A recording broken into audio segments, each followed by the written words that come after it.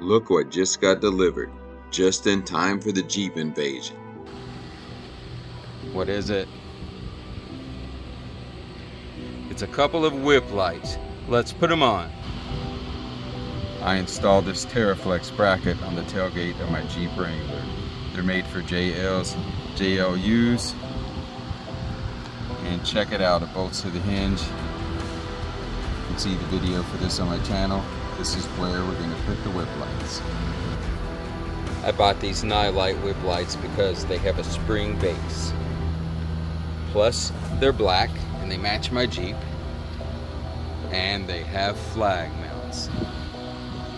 It doesn't matter which side you put these on because the connectors are the same on them both. It's pretty simple, just place the whip light in whatever bracket you're using or even a hole in your bumper. Put on a flat washer, a lock washer, and the nut. I prefer to put the wire connectors in the back. And then use a size 19 deep well socket to tighten them down. Now let's tighten down the second one. And we're ready to adjust the flag mounts and connect the wiring. I might as well show you the stickers on this side too. Now we'll adjust the flag mounts to the right position with a size 10 socket and a Phillips screwdriver. They provide some free flags with this kit. One's an eagle that says NiLight, their brand, and the other is an American flag.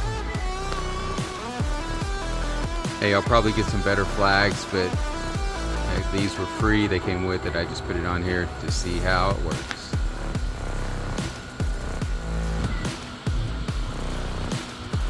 Now let's connect the controller to the whip lights. Basically, you just plug each one in and then screw the connector cap on. Like this. Of course, I'm not going to leave the wires sticking out like that. Hey, and check it out, it has a cap for when you want to disconnect it. Now that we have these connected, we can apply power through the trailer light port or a 12-volt port on the inside of the Jeep.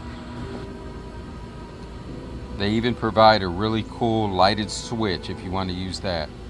I don't think I'm going to run wires all the way up to the front of the Jeep and back though.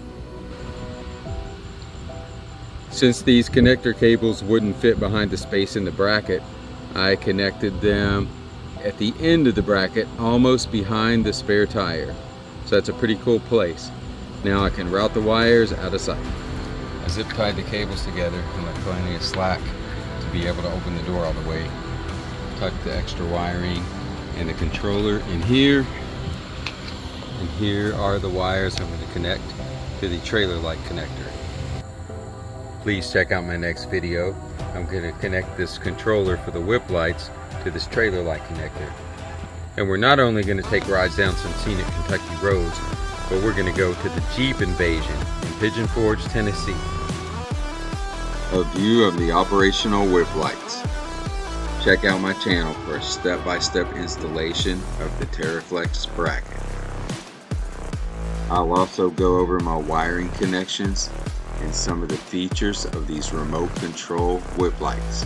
See you at the Great Smoky Mountain Jeep invasion.